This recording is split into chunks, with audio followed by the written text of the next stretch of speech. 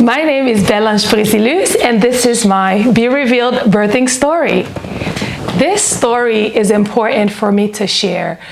I've been sharing so much of my journey on social media, and this is no different. This is a huge aspect of who I am, where I've come from, and where I am right now.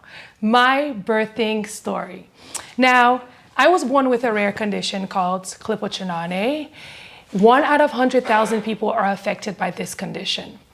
And as I said before, this story is basically, I'm sharing it to encourage the masses, to just reach out to people, to let them know that God is amazing. I am a miracle, the miracle that I've been looking for. Finally, I am that, and I am willing to just be that miracle for anyone, everyone who comes my way. But most importantly, for my child to know everything about her mother. Yes, it's a girl. To know that God has been with me, and she is a miracle that God has given to me. Yeah? Okay, so this is how it started. I've been sick throughout my whole life, and having a child, like so many other things that was not possible to me, well, I was told that wouldn't be possible to me. And in this life right now where I am, it's like God is showing me whatever men say, or even the doctors that a lot of us believe in, as we should, whatever they say, what God says, it's a different story. So I was told by 19 I would not make it. I'm way past 19. Can you guess how old I am? We'll talk about that another time. And another thing that I was told is that I would not be able to give birth unless I was willing to suffer twice as hard than a normal woman, okay? So I lived my life thinking this was not possible for me, like many other things. But the love that I have for children, the love that I have for people, I ask God for one thing in this life, and this is one thing that if it was impossible for me, I would have regretted.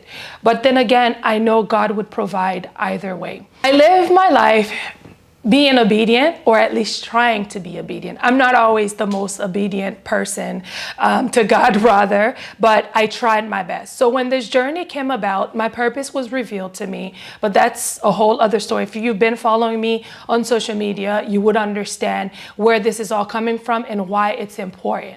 Okay, so life all of a sudden became different. I really wanted to be a mother. As much as I wanted other things in life, being a mom was the greatest gift that God could have given to me.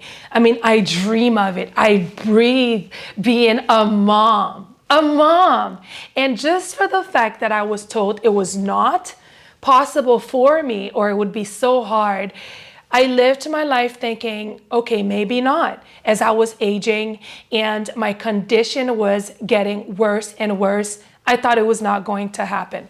Until 2 years ago, I got really sick. And during that time, I was still doing my Be Revealed life story, where I invite people from all walks of life to share their story. I was doing that, but all the while, as soon as the camera were turned off, I was back to bed, really sick. And I didn't understand what was happening. And then at that time, I prayed to God. I earnestly and honestly prayed to God and said, look, this feels like this is it for me. And if this is going to be it, let it be that. Or I need something tangible, something that I can hold on to. I need to know, why am I doing this? I understand the purpose, I understand the calling, but give me something more to do it for. Not to say God was not enough or the purpose was not enough, but while living that purpose, as I always tell everyone, it's not easy. It's not easy. You are going to find difficulties. But for me, the way I was getting sick, I needed something to understand, why am I doing this? Now, I was sick. I was getting really sick. I was on crutches. It was bad. Like I lose 90% of the skin. It's as if I was a snake shedding skin. And during that time, I was still praying. What is this all about? I did not understand. Something greater, something better was about to happen.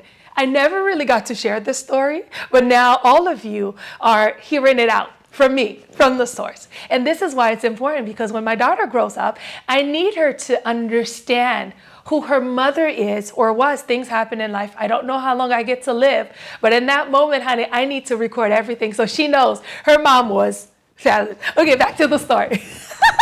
I got carried away. So now I've been going to the doctors while I was sick. I mean, my life consisted of bed, doctors, cry. You know how that is already with tears when you suffer from chronic illness. Only those who was closest to me, even the people that were closest to me, cannot even grasp the concept of how sick I was. So now I had my last ultrasound to do. Now I'm thinking it's just another regular test. I'm going to the doctor, not a big deal. Now, when I got to the doctor now, got ready, but just before that, I felt this constipation right here. But it was not your regular constipation, you know, the one that you cannot use. No, it was not that, because I was still going, but I felt something right here. I didn't know what it was. I just know, listen, it can't be nothing more. I was already sick. How sick more can I be? So when I went to the doctor now, I'm laying down, he's doing the ultrasound, and it was one of those ultrasounds where they had to go all the way up here, you know, invade your privacy. He went here and he said to me, "You're full." And I'm thinking, full? No, I have not eaten. He said, "No, you're full." I'm like, well, maybe I've been drinking a lot of water. I'm full of water. I actually need to pee. Now, this is my aha moment. And I'm like, okay, I have no idea what you're talking about. He said, you don't know? I said, no, I don't know. He told me, there's a baby in there. I froze. You cannot imagine in that moment how I felt. It's like my whole world opened and closed at the same time, and then it opened again. And I think he felt the energy, and he said, "What's wrong?" I was happy. I was nervous. So when he asked me what's wrong, I said, "Oh, nothing." Then he goes, "How does your family feel about it? Are you married? Are you a Christian?" Now, mind you, as much as I dreamed being a mom, I do want to get married in the longer run. But as much as I dreamed of being a mom, being a wife has never been like dreamt of in that sense.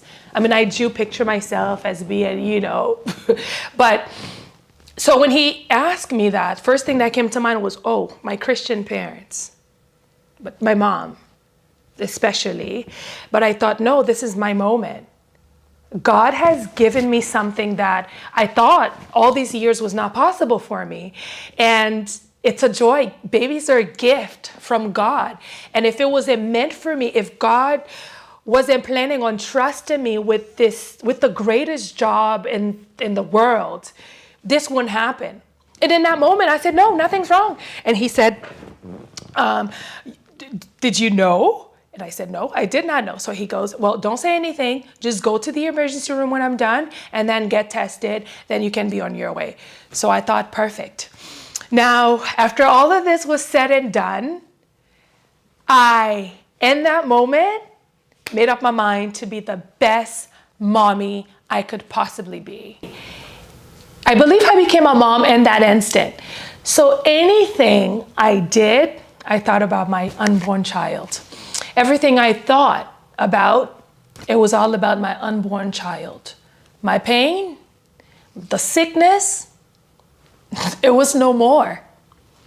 I must tell you, I was happy. I was working out. I was sleeping well. I was eating well. Everything was perfect. Now, you see how amazing God is? The very thing that I was told was not possible for me is the very thing that was all in its perfection. I mean, I've met women that's been normal all of their lives who their pregnancy in comparison to mine looked different. I mean, although it is different for everyone, but I had the perfect, when I say perfect pregnancy, you would not believe it. I was happy. I wasn't sick. I was walking, I was exercising. I walked sometimes 2-3 hours at a time. I had my girl Meche with me, walking while she gets tired and she's not even pregnant. I was like, let's go for it. I had to wear my compression stocking, and that played a huge role in my pregnancy. Thank you, Job's Compression. As you know, I am the brand ambassador for Job's, and it made a huge difference in my life. Wearing the stockings, I had no swelling. Everything was just perfect. I mean, I have no words to describe this pregnancy. And it was revealed to me that God was with me from the beginning and through, and all of this in my journey was written. This story is important for me to share it again, because I want you who are watching to know that God is able. God is wonderful. If you just trust a little bit, have a little faith, God is able. Your story is already written. I had the best pregnancy. Now, birthing was different because I had some complication during birth, but that was nothing in comparison because all along, God was with me. Now, during birth is when I found out that my cervix was too small. What my doctor told me, my gynecologist told me, is that because I wanted everything to go a certain way, she didn't even want to tell me that to scare me. My birth plan was written. I was ready. I knew how I wanted to give birth, the position, just everything was written. And I gave it to them first thing when I got there, because I did not want no early interventions, because with giving birth, from when I found out I was pregnant, Google was like my doctor. Everything, Google, how do you do? Google everything. So I knew a lot of the ins and the outs, and I was ready. So when I give my childbirth, my plan, the doctors were like, do you know what this means? Yes, I do. You sure you want to do this? Yes, I do. Like I wrote it. Yes, I do. And I told everybody in that delivery room to just be my advocate, just in case I can't or something happens, to just be my advocates. Because what happened is, once you do one intervention, then there's more interventions. And then you ended up, all your birth plan become non-existent. So I didn't want that. Even epidural, I was like, no, I don't want epidural. But at some point I was like, yeah, give me epidural. So when I found out, when she told me this after, I was trying to push. I mean, birth was long. It was, that process is long. Do I want to do it again?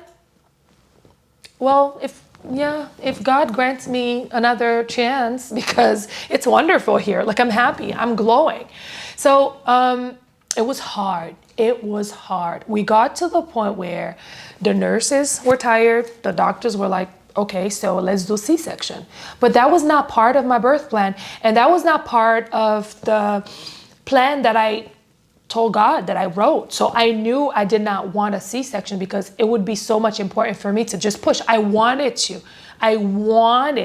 to prove myself that I can do it. Now, again, this is not to undermine anyone that had C-section. It's wonderful. Whatever you choose to do is fine. But this is my story, my truth, and I wanted to push. So now, again, it was hard. Then they got to, you know how, if some of you give birth already, you already know how they pressure you to just do a C-section. I didn't want that. Even my doctor wanted a pre-plan when you go, and then you pre-schedule for them to give you. I didn't want any of this. I told my body that, okay, you know what to do. I trust you. My baby knows when to come out. I trust this body. I learned to do the work, to talk, and let God do its thing, okay? Do his thing, yeah. So anyways, now, when I try to push, that couldn't happen. Then they're like, okay, you know what? Your baby's in distress. We're going to take you to the operating room. And I'm thinking, operating room? And they said, well, we can try one more thing. If it doesn't happen, then we'll have to cut you. So I'm like, okay. Oh, mind you, when I was pushing, there's one of these nurse that was in the room. She said to me, I was like, do I push now? She got so sick of me. She said, you can push if you want to. Like, you know what to do. I was like, okay. Okay. So when we got to the operating room now, I did not know anything that was happening. Like, I mean, I was drugged out. All I remembered was my mom gave me her wishes. And on my way there, all I remember thinking was, God, this is it. This is it. You know what we talked about? I am trusting you. I need you to come through for me just one last time. And this is it. So when we got there, they did all the thing. And I mean, I spread open and they're like, this is it. This is where you have to push for your life. Otherwise, we're going to cut you. So, all right, I'm ready now. I'm like, okay, God, remember, God. Okay, good. So they said, push. Listen, when I tell you, I pushed with every fiber of my being, everything in me, I pushed. I'm surprised these veins did not pop. Like, I pushed. And I heard, yay! I was whipping. I wept because I was happy. I wept because it was done. I also wept because I realized in that moment, God has been with me through and through. God is amazing. This was meant to happen, and it taught me to trust God even more. During my pregnancy, throughout my pregnancy, and even giving birth, it's the most beautiful, the closest I felt to God. It was just God and I, and the gift that He instilled inside of me, the gift I was carrying, and the hood that He had already planned for me to live in, which was motherhood. I've never been as happy, and it was just wonderful. Now, my baby couldn't breathe when she first came out, but the doctor did. I wasn't worried because I knew God was in it. I mean, the hardest part was already done.